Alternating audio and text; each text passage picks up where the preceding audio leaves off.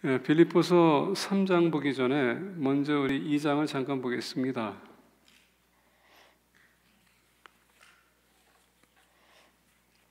빌립보서 2장 잠깐 보겠습니다. 1절서부터 우리 볼 텐데요.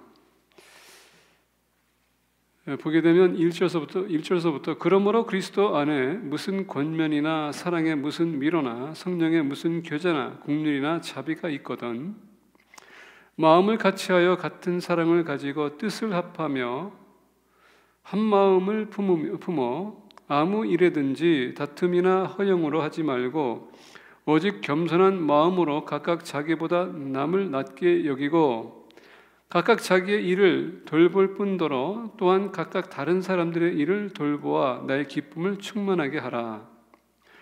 너희 안에 이 마음을 품으라. 곧 그리스도 예수의 마음이니 그는 근본 하나님의 본체시나 하나님과 동등됨을 취할 것으로 여기지 아니하시고 오히려 자기를 비워 종의 형체를 가지사 사람들과 같이 되셨고 사람의 모양으로 나타나사 자기를 낮추시고 죽기까지 복종하셨으니 곧 십자가의 죽음심이라. 빌립보 교회를 보게 되면 원래 사랑의 교회라고, 기쁨의 교회라고 할 수 있습니다. 빌립보를 전체적인 내용을 보게 되면, 빌립보서를 보게 되면 기뻐하라 기뻐하라 주님 안에서 기뻐하라 라는 말씀이 계속 반복돼서 나옵니다. 근데 사도 바울이 빌립보서 2장을 보니까 기쁨이 있어야 될 교회에 1절서부터 그러므로 그리스도 안에 무슨 권면이나 사랑의 무슨 위로나 성령의 무슨 교제나 국률이나 자비가 있거든 마음을 같이하여 같은 사랑을 가지고 뜻을 합하며 한 마음을 품어 이렇게 얘기했을까? 여러분 우리가 고린도전서를 보게 되면 고린도전서에 문제가 생겼습니다. 어떤 이는 가이바, 어떤 이는 바울, 어떤 이는 아볼로, 어떤 이는 예수 그리스도의 파라라고 이렇게 저기 갈라지지 않았습니까? 사도 바울이 그 교회에 책망하는 것은 뭡니까? 예수님이 갈라졌느냐? 침례가 다 틀리냐? 성령이 여러 개냐? 너희들이 주님 안에서 하나 될 텐데 어떻게 이런 분열이 있을 수 있겠느냐? 라는 그런 책망의 메시지를 보냈다면 오늘 빌립보서 2장을 볼 때에 똑같은 그런 문제가 있었기에 이런 말을 하지 않았는가 볼 수가 있습니다. 그래서 그러므로 그리스도 안에서 무슨 권면이나 사랑의 무슨 위로나 성령의 무슨 교제나 국률이나 자비가 있거든 마음을 같이하여 같은 사랑을 가지고 뜻을 합하며 한 마음을 품어 아무 일이든지 다툼이나 허영을 하지 말고 오직 겸손한 마음으로 각각 자기보다 남을 낮게 여기고 그렇게 하기 위해서 우리가 5절에 보니까 너희 안에 이 마음을 품으라 곧 그리스도 예수의 마음이니 여러분 교회가 기쁨이 있기 위해서는 하나가 돼야 된다는 얘기입니다. 우리가 예수님으로 하나가 됐습니다. 한 성령입니다. 한 faith, one faith입니다. 그 안에서 우리가 예수님을 영접했고 우리가 하나가 됐습니다. 하나가 기쁨이 나는 것은 하나가 됐었을 때 우리가 모든 것이 같이 협력해 나갔었을 때 그때 기쁨이 올 수 있는데 지금 고린도 교회뿐만 아니라 빌립보 교회도 기쁨이 있어야 될 교회가 지금 이런 분쟁이 있었다는 것도 사실입니다. 그러다 보니까 이 문제를 해결하기 위해서는 그리스도의 마음을 품으라. 그리스도의 마음은 어떤 마음입니까? 그는 근본 하나님의 본체시나 하나님과 동등됨을 취할 것으로 여기지 아니하시고 사람의 모습으로 오셔서 종의 모습으로 죽기까지 복종했다. 우리 자신을 죽이면 우리가 하나 될 수 있다는 얘기입니다. 주님이 세워지고 우리가 죽으면요 우리는 다 하나가 될 수 있어요. 문제는 뭐냐? 내 자신을 아직 죽이지 못하기 때문에 문제라는 얘기입니다. 우리가 예수님을 영접하는 그 순간에 우리는 옛 모습을 지나갔고 새로운 피조물이라 했다면 우리는 이제는 죽은 존재요 주님 안에서 새로운 존재가 되어야 된다고 하는데 우리는 아직도 죽지 않았다는 얘기입니다. 그러다 보니까 사도 바울이 빌립보 교회에게 편지했었을 때 이런 문제 너희들이 지금 있지 않느냐. 자 여러분 교회 안에서 문제는 지금 빌립보 교회뿐만 아니라 고린도 교회뿐만 아니라 지금 현대 교회도 문제가 있습니다. 현대 교회를 보게 되면 침례교회가 있고 감리교회가 있고 장로교회가 있고 순복음교회가 있고 여러 가지 다양한 교단들이 많지 않습니까? 왜 우리가 하나가 될 수 없고 이렇게 다른 교단들이 있을까요? 교리의 해석에 따라서 우리가 달리하기 때문에 우리가 갈라졌어요. 근데 우리가 하나로 될 수 있는 건 이거 중요한 토픽이 있습니다. 그게 뭐냐? 예수 안에서 우리가 하나가 될 수 있어요. 연합 집회 가게 되면 우리는 교단을 다 초월해서 어떻게 합니까? 주님을 위해서 우리가 한 자리에 모이지 않습니까? 그래서 주님이 우리의 삶의 중심이 되야 된다는 얘기입니다. 그러면서 오늘 본 말씀 우리가 돌아가겠습니다. 7절을 보게 되면 그러나 무엇이든지 내게 유익하던 것을 내가 그리스도를 위하여 다 해로 여길 뿐더러.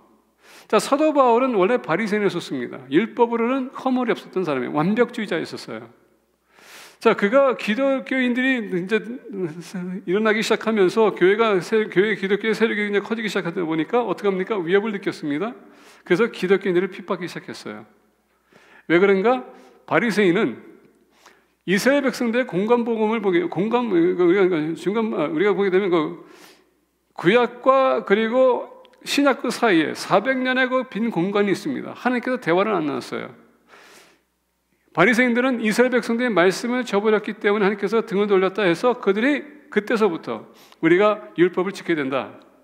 그래서 우리가 소위 얘기하는 오늘날 강호입니다. 아주 그냥 그 율법으로는 완전히 그들이 최선을 다해서 지켜야 되겠다라고 했던 파예요. 그러다 보니까 그들은 율법에 있어서는 정말 계속 지켜야 되겠다 했던 사람들이기 때문에 지금 예수님이 이제 등장하면서 예수님이 복음을 선포하면서 은혜 시대를 선포합니다. 자, 사도 바울은 그 듣는 순간에, 그리고 모든 종교 지도자들은 그 듣는 순간에 위협을 느꼈습니다. 만약에 이들이 율법을 저버리고 다시 만약에 그들이 예수님 따라간다면 하나님이 우리를 완전히 이제는 그 언약에서 완전히 제배할 텐데 우리가 어떻게 이것을 허락할 수 있겠느냐 해서 사도 바울이 사울에 섰을 때, 바리새인에 섰을 때 기독교를 핍박한 겁니다. 본인 스스로는 생각하길 때에 이것이 정당하다 생각했어요. 왜? 율법으로는 다른 종교를 받아들일 수 없고요. 유대인으로서는 다른 말씀도 받아들일 수 없습니다. 그리고 예수가 와가지고 보니까 본인 생각에는 말씀을 왜곡하는 걸 느꼈어요. 그러다 보니까 안 되겠다, 죽여야 되겠다. 그래서 사도 바울이 그렇게 칼을 들고서 나가서 기독교를 죽이기 시작했던 겁니다. 감옥에 집어넣고. 그게 모자라서 조서를 받아가지고 이제는 직접 그가 사명감을 가지고 나갔습니다. 근데 가다가 다메스크에서 예수님 만났어요. 그러면서 예수님 만나는 순간에 그가 무너졌습니다. 아, 내가 그동안 나의 열심으로 살아왔지만 내가 예수님 만나는 순간에 이게 다 헛것이 됐구나. 이게 나의 열심이었었지 하나님 것이 아니었구나. 사도 바울은 그 순간에 깨우침 받았습니다. 그리고 깨졌어요. 무슨 깨짐? 율법은 구약시대 때에 하나님께서 이스라엘 백성들에게 주은 율법이요. 그 율법을 통해서 어떻게 합니까? 그들이 의의 삶이 무엇인지를 하나님께서 가르쳐주기 위해서 주신 그 율법을 주신 겁니다. 너희들이 이렇게 살면 너희들이 의로운 사람이 될 수 있다. 근데 알다시피 한 사람도 지킨 사람이 없어요.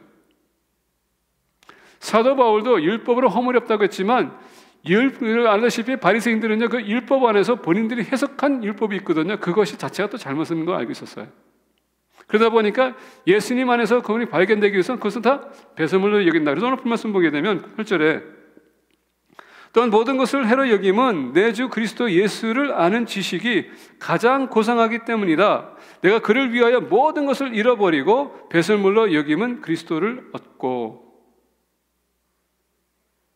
주님을 얻기 위해서는 내가 그동안 써왔던 율법으로 써왔던 모든 의로운 삶이라고 생각했던 것, 그게 다 헛된다고 얘기합니다. 자, 오늘 말씀 보게 되면 가장 고상하기 때문이라는 단어 보게 되면 surpassing value, surpassing greatness라는 겁니다.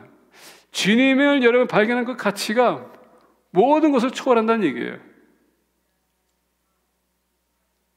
세상에 기준을 둘 수 없는 그런 위대한 가치가 있다는 얘기입니다. 그래서 그가 그것을 본인이 얻고자 어떻게 합니까?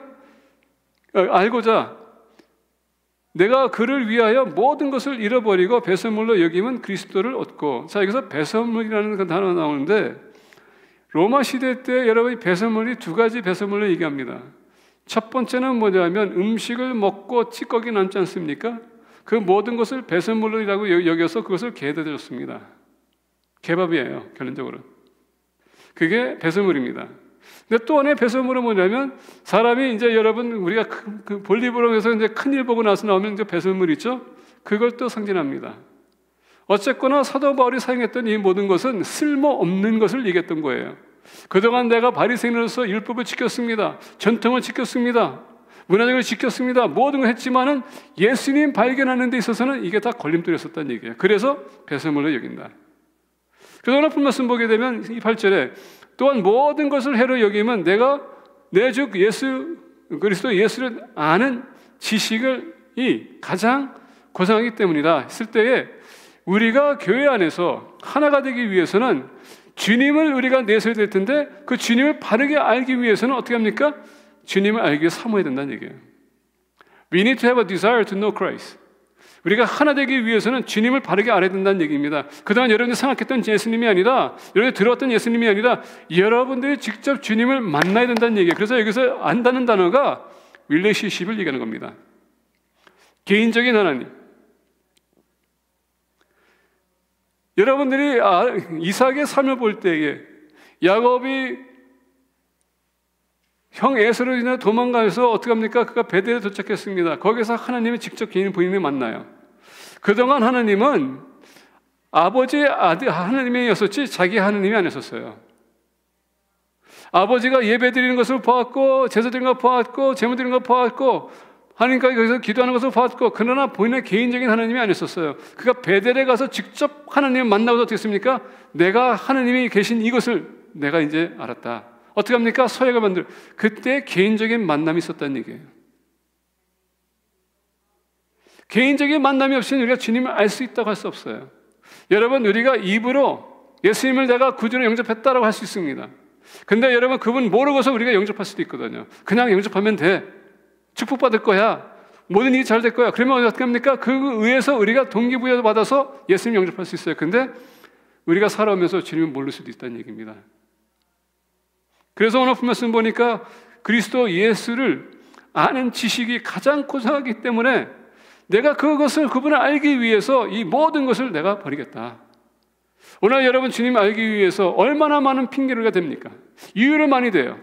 그 모든 이유와 핑계가 결국은 주님 아는데 다 걸림돌이 된다는 얘기예요.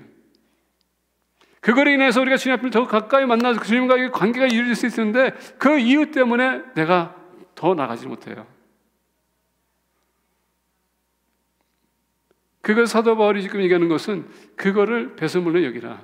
주님 아는 것이 우리의 여러분 가장 고귀한 가치 있는 것이라는 얘기입니다. 그래서 우리가 마태복음 보게 되면 이 말씀이 있습니다.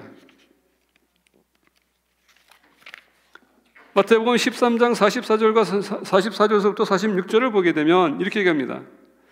천국은 마치 밭에 감추인 보화와 같으니 사람이 이를 발견한 후 숨겨두고 기뻐하며 돌아가서 자기의 소유를 다 팔아 그 밭을 사느니라. 또 천국은 마치 좋은 진주를 구하는 장사와 같으니 극히 값진 진주 하나를 발견하며 가서 자기의 소유를 다 팔아 그 진주를 사느니라. 자, 여기서 보니까 가장 귀한 것을 그들이 발견했어요. 그러다 보니 어떻게 합니까? 그동안 본인이 가장 중요했다고 생각했던 모든 것을 팔아버렸습니다. 아니 여러분 한순간에 그게 가장 자기 인생에 가장 중요하다고 생각했는데 더 중요한 걸 발견했어요. 어떻게 합니까? 다 팔았다는 얘기예요. 그렇게 중요하지 않았다는 얘기예요. 사도 바울도 본인이 살아오면서 율법을 지켜오면서 그게 가장 귀하다고 생각했는데 예수님 발견하는 순간에 그게 그렇게 중요한 것이 아니었다. 그 얘기입니다. 결국은 주님 아는 데 있어서 그게 방해됐었구나. 오늘 우리 살아가면서 내 것을 주장하다 보니까 주님 모르죠. 주님 모르기 때문에 교회 오게 되면 내 걸 주장하는 겁니다. 그러다 보니까 싸움이 날 수밖에, 분열이 일어날 수밖에. 그래서 사도 바울이 하는 겁니다. 주님을 아는 데 있어서 우리가 하나가 되고 같이 협력해 나가기 위해서는 주님을 바르게 알아야 된다. 그렇게 하기 위해서 이제는 핑계 대지 말라는 얘기예요. 이유를 대지 말라는 얘기입니다. 그 모든 것을 재워버리고 주님 앞에 나가서 그분과 풍성한 교제하기 위해서 그만큼 우리는 노력을 해야 된다는 얘기입니다. 9절 보니까 그 안에서 발견되려 함이니, 자, 그 안에서라는 말이 있습니다. 이것은 아니라고 했었을 때 여러분 관계성을 얘기하지만 안에서 뭡니까? 주님이 내 안에 있느냐, 내가 그 안에 있느냐, 내가 주님의 소유를 여러분 생각하십니까? 십자가의 사건에서 주님이 돌아가셨습니다.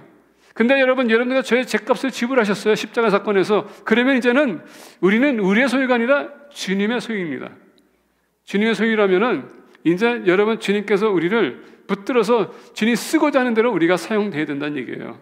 근데 아직도 내가 살아있기 때문에 내 주장이 강해. 교회 안에서 들어보니까 의견충돌이 생깁니다. 그래서 교회가 깨지고요, 평화가 깨지는 겁니다. 그래서 사도 바울이 얘기합니다. 우리가 주님을 알아야 된다. 그래서 오늘 본말씀 17절 보면 이렇게 얘기합니다. 형제들아 너희는 함께 나를 본받으라. 그리고 너희가 우리를 본받은 것처럼 그와 같이 행하는 자들을 눈여겨보라.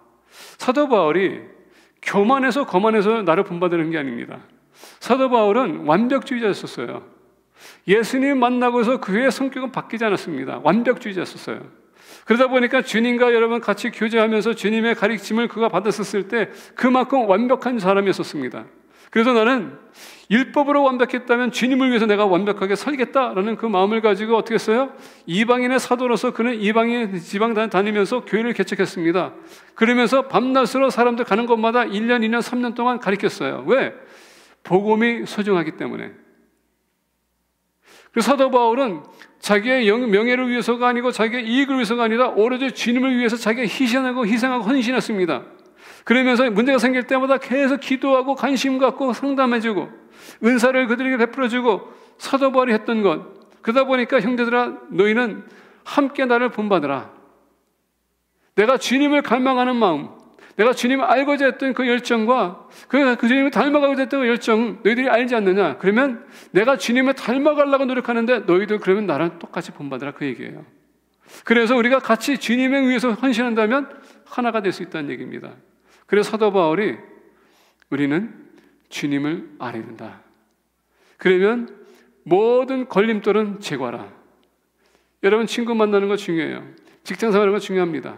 사업하는 거 중요해요.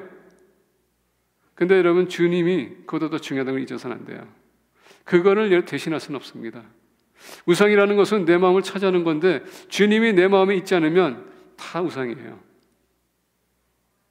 그래서 만약에 주님 아는데 그런 걸림돌이 된다면 지금 여러분들 핑계 이유 다 제거해 주시길 바랍니다. 그러면 주님이 여러분 더 가까이 올 수 있고요. 여러분의 관계가 그만큼 더 회복될 수가 있습니다.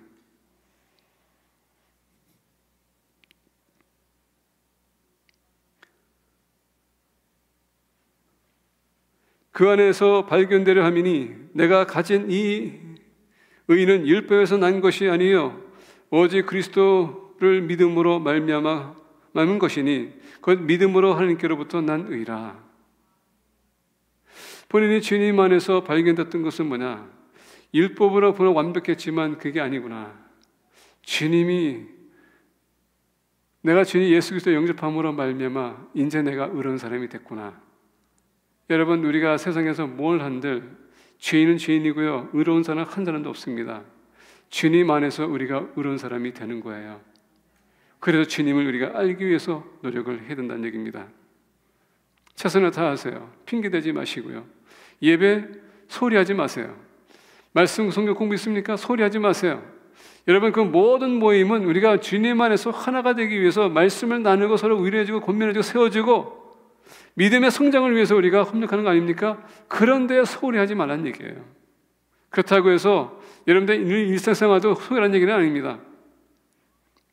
가장 우선순위가 뭐냐가 더 중요하다는 얘기예요. 그걸 여러분들이 선택하라는 얘기입니다. 교회가 하나가 되고 기쁨이 있기 위해서는 첫 번째 주님을 알을 우리가 소망하며 사모해야 될 필요가 있습니다.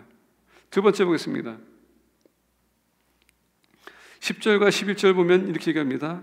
내가 그리스도와 그 부활의 권능과 그 고난의 참여함을 알고자 하여 그의 죽으심을 본받아 어떻게 해서든지 죽은 자 가운데서 부활에 이르려 하노니.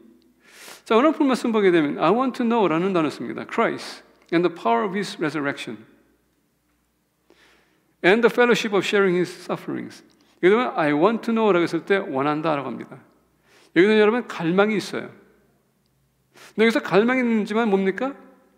지금 사도 바울은 그 안에서 성장하기 원하는 그 마음이 있는 것입니다. 그래서 I want to know라고 했을 때 이제 내가 예수님 만나서 거기서 멈추는 게 아니라 이제 더 성장을 요구하는 것입니다. 다시 얘기한다면 우리 믿음 안에서 여러분 주님 안에서 우리 믿음이 성장이 있어야 된다는 얘기입니다. 사도 바울이 우리가 히브리서 보게 되면 이맘때쯤 되면 너희들이 선생이 될 텐데, 항상 우리는 이상하게도 기초를 항상 우리 머물 때가 많아요. 이상하게도 우리가 기초에 머무는 것은 왜 그러냐면, 기초에 머무냐면 누구한테 관심 받기 원하기 때문에. 여러분, 아이들은 항상 관심을 받아야 돼요. 주목을 받아야 돼요. 항상 여러분 케어이 필요합니다. 이상하게 우리는 그런 게 좋은 것 같아. 익숙해. 내가 목사님, 제가 얼마나 힘든 생활을 사는지 모릅니다. 내가 지금 얼마나 마음의 상처가 깊은지 모릅니다 하면서 우리는 항상 관심 받기를 원해. 여러분, 그 관심이란 것은, 주목받는 것은, 그것은 어린애의 신앙이라는 얘기예요. 우리가 예수님을 만난다면 여러분 어떤 문제도 해결될 수 있어요. 여러분들 주님만 의지하고 여러분 자신을 맡길 수 있다면은. 근데 나는 그걸 붙들고 있기 때문에 문제가 해결이 안 돼. 어떤 분이 신방했더니 그분하고 신방하면서 얘기하는데, 매년마다 만날 때마다 똑같은 문제를 가지고 저한테 얘기해요. 어떻게 했으면 좋겠습니까? 똑같은 문제를 가지고. 근데 그분은 그 문제를 모르는 것 같아. 그래서 저한테 얘기해서 그랬어요. 그걸 내려놓으시라고. 그 문제 내려놓으시면 다 해결될 수 있어요. 근데 본인이 그것을 어떻게 해야 되겠다고 생각하니까 그건 못 놔주는 거야. 근데 그게 얽매예요. 근데 그거를 인해서 계속 관심 받기 원하고 계속 그것 때문에 힘들어하고. 여러분, 문제는요, 내가 내려놓으면 돼요. 주님께서 그러지 않습니까? 머리에 무거운 짐을 내려놓지 않습니까? 내가 너희 힘을 얻게 하겠다고 하지 않습니까? 그러면 무거운 짐을 내려놓으면 되는데 우리는 그걸 붙들기만 해. 그러면서 그 붙들고서 우리가 힘을 얻다 보니까 더 힘든 거야. 힘을 얻어도 그 무거운 짐이 내가 아직도 갖고 있거든요. 그러면 여러분, 힘을 얻는 게 아니에요. 내가 주님의 품에 안겨 있지만은 그 내가 무거운 짐을 안고 있기 때문에 내가 혼자 있거나 들고 있거나 안고 있는 게 똑같아. Same thing. 왜냐하면 그 무거운 무게는 똑같이 있기 때문에 내려놓으면 돼요. 그러더니 교회를 안 나와요. 나한테 상처받았대. 그 내려놓으라고 했더니 이게 상처됐대요. 그게. 그래서 저는 그때 그랬어요. 왜 나한테 물어봤는 거야? 그 대답 안 하면 되는데. 물어봐서 얘기해 줬더니 그걸 못 받아들이고 그냥 교회 안 나와요.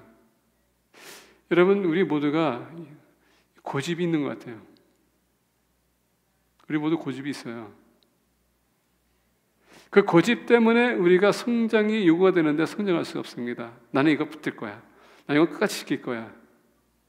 어떨 때 그 고집은 뭔지 아십니까? 여러분들이 어렸을 때도 성장하면서 배웠던 것들이 있어요. 그 배움이 내가 확신하다고 생각하니까 그게 더 이상 성장이 없는 거예요. 예, 내가 이제 내 지식이 거기까지 도달했다고 생각하니까. 우리가 어디든 어떤 차원이든 말씀도 마찬가지로 우리가 볼 때에 전에 말씀을 들어봤었을 때 여러분 그 말씀을 내가 이제는 토독해서 이 뜻이구나. 진리는 바뀔 수 없지만 방법은 바뀔 수 있는 거 여러분 아시죠? 모든 사람들에게 방법은 다 적용이 틀려요. 다른 각도가 있다는 얘기예요. 근데 내 것이 확고하다면 다른 사람 얘기해도 아무리 얘기해도 안 들려. 오늘 사도 바울이 하는 것은 뭐냐면 I want to know라고 했을 때 여기서는 내가 주님 안에서 진정으로 내가 발견되기 원하고 내가 지금 변하기 원하기 때문에 정말 나는 성장을 원한다, 사모한다 그 얘기했었어요. 그래서 오늘 말씀 보니까 I want to know Christ, 주님을 알기 원한다. 우리는 여기 크라이스트라고 했을 때 예수라고 하지 않습니다. 크라이스트라고 합니다. 크라이스트는 뭡니까? 예수님이 왜 이 땅에 오셨는지, 왕으로 오셨는지, 메시아로 오셨는지, 그 사명이 무엇이었는지 그걸 알기 원한다. 물론 율법을 다 알고 있어요. 그럼에도 불구하고 주님이 어떤 분인지 확신하게. 왜? 유대인들로 하여금 크라이스트는 뭡니까? 자기 나라를 회방시키는 것이 원래 메시아라고 생각했기 때문에, 그리고 이스라엘 나라가 세워지는 것을 원했기 때문에 그런 생각에서 지금 그가 패러다임 시프트가 생긴 겁니다. 주님을 만났는데 내가 생각했던 그 메시아가 아니라 이런 메시아네? 영적인 것을 해석하시네? 영적인 것을 해석하시네? 영적인 문제를 해결해 주시네? 바뀐 겁니다. 그래서 주님을 알고, 두 번째 보니까 그 부활의 권능은 뭡니까? Power of His resurrection. 그 Power of resurrection이 뭡니까? 여러분들과 저 믿는 사람에게, 여러분들과 저에게도 마찬가지로 영생을 주시는 것. 우리가 이제는 이 세상에 죽어도 우리가 부활할 수 있는 것, 영생으로. 그 능력, 그게 주님께로부터 온 거거든요. 그걸 알기 원해요. 도대체 어떤 분이기에 그 부활의 능력까지 갖고 계신가? 구속사역. 여러분, 구약에서는 대부분에 보게 되면 제사법에 대해서 얘기하거든요. 십계명도 보게 되면 그걸 어기게 되면 가서 제사를 드려야 돼요. 그게 구속사역이거든요. 주님께서 그래서 성취했다는 얘기입니다. 그러다 보니까 본인이 생각합니다. 자, 많은 분들이 히브리서는 저자를 모른다고 합니다. 근데 히브리서의 저자의 그 스타일을 보게 되면 사도 바울이 썼을 거라 이렇게 주장합니다. 왜? 사도 바울만큼 그렇게 율법을 잘 아시는 분이 없어요. 그리고 히브리서 보니까 히브리서는 제사법이 나와요. 그게 다 어떻게 연결됩니까? 예수님으로 연결됩니다. 오늘 본 말씀 보게 되면 부활의 능력, 본인이 터득했다는 얘기예요. 믿음의 성장이 필요해요. 그 고난에 참여함을 알고자 하여, 부활의 능력과 그 고난에 참여함을 알고자 하여, 주님의 고난에 참여한다는 것이 도대체 무엇인가 알고자. 그러다 보니까 여러분, 어디 가다 사도 바울은 항상 핍박을 받았어요. 그 주님의 고난을 알고자 하는 그 마음. 우리는 여러분, 고난을 알고자 하는 게 아니라 우리는 축복받는 걸 알기 원하지 고난받는 거 원치 않거든요. 너무 힘들어. 그래서 고난받는 거, 핍박받을 거 하면 어떻게 보면 도망가기 시작해요. 그런데 사도 바울은 심지어 그것까지도 본인이 체험하기를 원한다. 이렇게 해서든지 죽은 자 가운데서 부활에 이르려 하느라 하느니. 사도 바울이 본인도 어떤 차원이든 이렇게 성장하면서 나도 부활을 이루기 원한다. 여기서 이제 많은 분들이 오해할 수도 있어요. 그러면 우리 구원 이룰 수 있는 거 아니냐? 지금 사도 바울이 얘기하는 것은요, 지금 아는 것에 대해 얘기하는 겁니다. 구원은 이 세상에서 얻는 게 아니에요. 예수님을 내가 영접했죠? 이제는 내가 죽으면 그 구원을 여러분 내가 얻는 거예요. 지금 이 세상에 내가 살아가야 돼요. 그 사는 동안에 이것이 뭔지 내가 알고자 한다는 얘기예요. 계속 믿음의 성장을 요구하는 겁니다. 기초를 가지고 여러분 다 알았다고 생각하지 마세요. 제가 브라질에 있었을 때 어떤 집사님이 제가 9년 동안 있으면서 계속 얘기하는 똑같은 얘기예요. 제가 창세기 1장만 내가 믿으면 다 믿을 수 있다고. 하도 답답해가지고 그랬어요. 집사님, 그것만도 다른 레퍼토리 없습니까? 그랬어요. 한 가지 가지고 계속 그걸 주장하는 것. 그리고 다른 걸 얘기를 못해요. 왜? 그것만 가지고 배웠으니까. 성장이라는 것은 여러분, 주님의 말씀의 다양성을 우리가 듣고 배워야 된다는 얘기예요. 다른 사람이 얘기했었을 때에 여러분 그거 들으면서 주목해서 들어보세요. 말씀을 가지고 얘기할 때 여러분들이 생각하지 않은 각도로 본인들이 설명할 수 있어요. 진리는 하나겠죠? 방법은 해석은 여러 가지라고. 잊어서는 됩니다. 교회가 하나가 되고, 그리고 여러분 기쁨을 드리기 위해서는 우리 모두가 믿음의 성장이 있어야 돼요. 성장이 있다 보면 그 고난도 내가 체험하는 거죠. 내가 알고 고난 체험하게 되면 그것을 가지고 여러분 아무리 어려운 일이 온다 할지라도 내가 이겨나갈 수 있어요. 교회는 편리하게 오는 것이 아닙니다. 여러분들 지금 이 시간에 희생하는 거예요. 지금 드리는 이 예배가 산제사거든요. 여러분들 편리를 찾기 위해서 나오지 마세요. 세 번째 보겠습니다. 12절 보니까 내가 이미 얻었다 함도 아니요 온전히 이루었다 함도 아니라 오직 내가 그리스도 예수께 잡힌 바 된 그것을 잡으려고 달려가노라. 형제들아, 나는 아직 내가 잡은 줄로 여기지 아니하고 오직 한 일, 즉 뒤에 있는 것을 잊어버리고 앞에 있는 것을 잡으려고 푯대를 향하여 그리스도 예수 안에서 하나님이 위에서 부르신 부름의 상을 위하여 달려가노라. 자, 내가 이미 얻었다 함도 아니요 온전히 이루었다 함도 아니라 라고 합니다. 자, 여기서 보게 되면 내가 이미 얻었다 함도 아니에요. 지금 사도 바울이 뭘 얘기했습니까? 내가 믿음의 성장을 본인이 요구했다 그랬죠? 지금 여기서 믿음의 성장을 요구했다는 얘기예요. 근데 여기서 보니까 본인이 이미 얻었다 함도 아니라고 뭡니까? 아직도 내가 그 믿음의 성장이 있어서 아직도 부족하다는 얘기예요. 두 번째 보면은 온전히 이루었다 함도 아니라 여기서 온전히 이루었다라고 했을 때 여러분 이게 이루었다라는 그 단어, 이게 perfectness라거든요. 근데 이 perfect는 여러분, perfect이라는 것은 내가 완벽하다는 그 뜻이 있겠지만은 이 perfec이라는 단어는요, 성장을 얘기하는 perfect를 얘기하는 겁니다. 온전함. 사도 바울은 지금 영적인 성장의 온전함을 얘기하는 거예요. 지금 본인이 완벽하게 뭔가 어렸던 게 아니라 믿음의 성장의 완벽함을 지금 그가 추진하고 있는데 지금 이루지 못했다라고 얘기하고 있어요. 오직 내가 그리스도 예수께 잡힌 바 된 그것을 알려고 달려가노라. 자, 오직 내가 그리스도 예수에 잡힌 바 된 그것을 잡으려고 달려가노라. 자, 사도 바울은 뭐라 했습니까? 주님이 나를 붙들었기 때문에 내게 나를 왜 붙들었는지 그것을 알기 위해서 지금 달려간다는 얘기예요. 지금 이 시간도 주님이 여러분들 붙들고 계세요. 왜 주님이 나를 붙들고 있는가? 왜 주님께 나를 이 구원을 하나님께서 약속하신 하늘나라까지 나를 데려가기 원하는가? 그걸 아셔야 된다는 얘기입니다. 그런데 그것을 알기 위해서는 믿음의 성장이 필요한데 아직 거기 내가 도달하지 못했다는 얘기예요. 여러분들 이 세상 살면서 믿음의 성장을 우리가 추구해야 돼요. 그래서 여러분 사모해야 되고요. 여러분 계속 추진해 나가야 돼요. 그래야지 여러분 그 구원의 참 뜻이 무엇인지 여러분들이 알 수 있기 때문에. 그래서 믿음의 성장이 필요한 겁니다. 근데 이 세상에서는 여러분 알 수가 없어요. 언제 우리가 알 수 있습니까?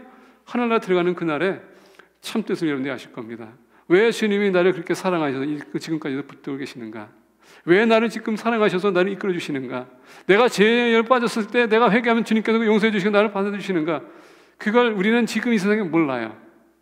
우리의 짧은 지식 가지고는 하늘나라 올라가게 되면 하나님께서 다 보여주세요. 그 하나님의 사랑이 얼마나 놀라운지, 지금도 그 사랑이 우리 지배하고 있다는 것을 여러분이 잊어서는 안 돼요. 이 세상을 두려워하지 말라는 얘기입니다. 주님이 우리 붙들고 계시기 때문에. 자, 13절 보니까 형제들아, 나는 아직 내가 잡은 줄로 여기지 아니하고 오직 한 일, 즉 뒤에 있는 것을 잊어버리고 앞에 있는 것을 잡으려고 푯대를 향하여 그리스도 예수 안에서 하나님이 위에서 부르신 부름의 상을 위하여 달려가노라.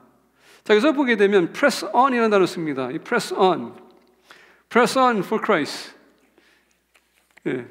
여기서 이 press on이라는 것은 내가 뭔가를 향해서 목적을 향해서 달려간다라고 합니다. 달려가는 데 있어서 여러분 목적지에서 목적지가 있어요. 그 목적지를 향해서 달려간다는 얘기입니다. 근데 뭐냐? 믿음의 성장을 위해서 그 목적을 내가 삼아서 달려간다는데 그 성장의 목적이 뭡니까? 예수 그리스도세요. 그래서 우리가 하나가 되고 기쁨을 누리기 위해서, 공동체가 하나가 되기 위해서는, 그렇다면 우리 모두가 주님을 닮아가야 된다는 얘기예요. 자, 보겠습니다.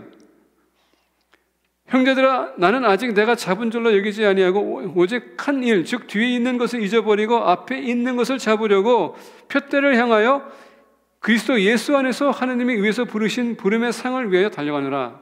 자, 여기서 부름의 상을 두고 있었을 때에 이 상이라는 것은 여러분 지금 뭔가 이렇게 상금 주는 게 아니라 부르심 그 자체가 상이라는 얘기예요. 하나님이 여러분들과 저를 불렀다는 그 자체가 상이에요.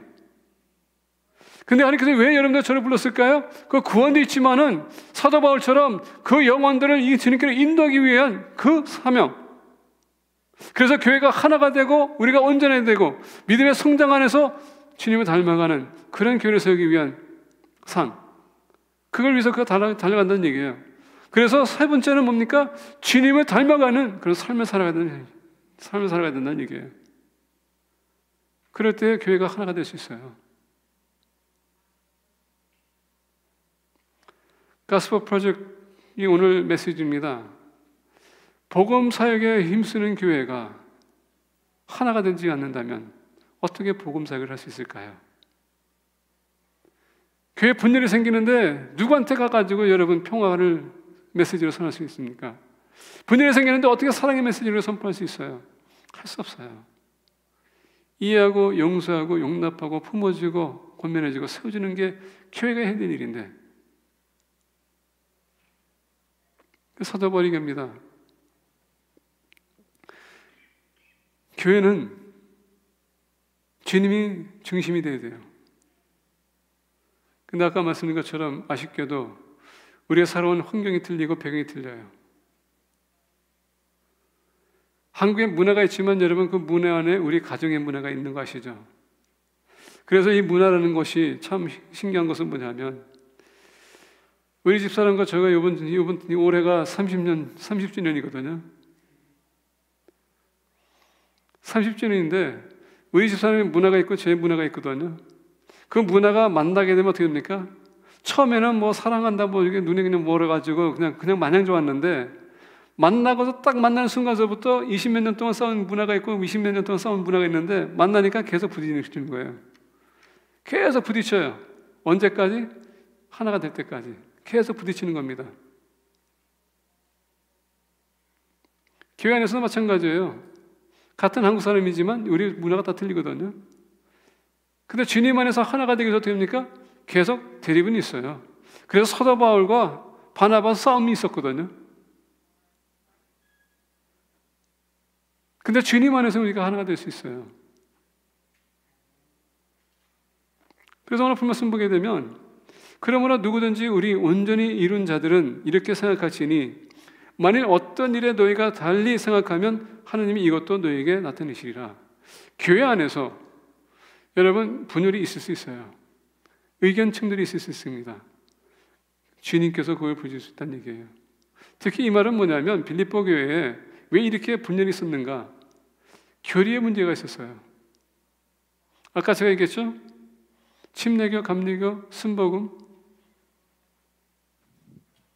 장로교, 또 빼뜨렸다고 또 나중에 또 문제가 뭐라고 해서 다양한 교단이 있습니다. 근데 본인들이 교리 해석 차원이 지금 있어서 우리가 하나가 되지 않고 나눠진 거예요. 근데 아까 얘기했듯이 우리는 주님 안에서 하나가 될 수 있습니다. 왜? 주님께서 이해를 시키시기 때문에. 교리는 누굴까요? 사람 것입니다. 말씀이 중심이기 때문에 우리가 거기서 하나가 될 수 있다는 얘기예요. 주님이 그것 또한 이해를 시킬 것이다. 여러분 대화하다 보면요 이해가 안 되는 사람 많아요. 여러분들과 대화하다 보면 제가 여러분들에게 이해가 안 될 때가 많을 거예요. 저도 알아요. 답답한 사람이 될 수도 있어요. 근데 여러분 기도하면은 하나님께서 이해를 시켜주세요.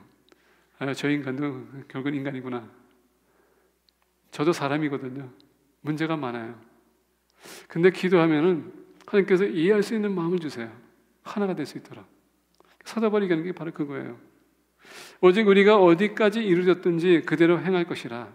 지금 우리가 주님 안에서 우리의 믿음의 성장이 여기까지 있다면 그렇게 행하다. 왜? 그러면서 혹시나 충돌이 있으면 기도하면서 하나님 뜻을 구하면 이해해 주실 텐데 그러면 어떻게 됩니까? 조금이라도 신앙이 또 성장하는 겁니다. 그래서 하나가 될 수 있도록. 그래서 17절 보니까 형제들아 너희가 함께 나를 본받으라. 그리고 너희가 우리를 본받은 것처럼 그와 같이 행하는 자들을 눈여겨보라. 우리가 주님을 닮아가기 원한다면 주님을 닮아가는 사람들을 본받으라는 얘기예요. 눈여겨보라는 것입니다. 여기서 눈여겨보라는 것은 관찰하는 얘기예요. 저 사람은 어떻게 해서 저렇게 믿음의 성장이 있는가? 이런 상황에서 어떻게 저렇게 인내심이 있는가? 이런 상황에서 어떻게 이 사람이 태어난가? 어떻게 이런 상황에서 평안을 유지하는가? 우리가 눈여겨보고 그들을 본받으라는 얘기예요. 나쁜 것이 아니라 악한 것이 아니라 주님을 닮아가고자 하는 그 모습. 그래서 여기서 이 본받으는 단어를 보게 되면 우리 재정부실 앞에 보게 되면 복사기가 있어요. 우리 재정부가 항상 매주마다 헌금 통계를 하면 저한테 그것을 주거든요. 근데 본인들도 갖고 있어야 되기 때문에 그걸 복사해서 주세요. 지금 기록한 그걸 그대로 저한테 주거든요. 그게 복사라는 얘기예요. 오늘 본받으라는 것은 믿음의 성장이 있는 사람들을 우리가 카피가 되는 얘기예요. 그러다 보면 안 좋은 예지만 어떨 때 여러분 중국 같은 데 가게 되면 가짜가 많이 나오거든요. 근데 가짜가 진짜 같아. 진짜가 가짜 같아. 그런 진짜가 되라는 얘기예요. 카피하면서. 그럴 때 우리는 하나가 될 수 있고요. 같이 협력해 나갈 수 있습니다. 같이 협력해 나가는 교회는 즐거움을 맛볼 수 있어요. 분열이 생기게 되면 그 기쁨은 깨집니다. 하나님 안에선 우리가 하나 됩니다. 그리고 하나님께서 뭐라 했습니까? 항상 기뻐하라. 이건 명령이에요. 명령을 따르기 위해서는 우리가 협력해야 돼요. 그렇게 하기 위해서 주님을 우리가 합시다. 믿음의 성장을 요구합시다. 그리고 주님을 닮아가는 공동체가 되기를 축복합니다. 기도하겠습니다. 이 시간 기도하실 때에 말씀을 묵상하길 원합니다.